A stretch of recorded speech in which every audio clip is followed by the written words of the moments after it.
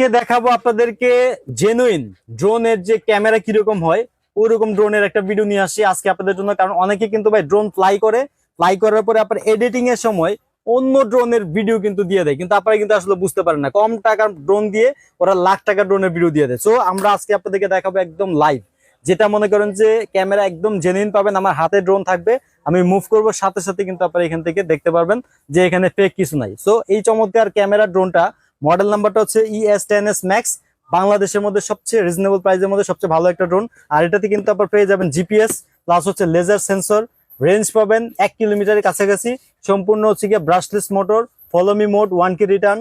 Carry করার জন্য চমৎকার একটা ব্যাগ আছে ভাই, এটার মধ্যে খুব সুন্দর একটা ওয়াটারপ্রুফ ব্যাগ আছে।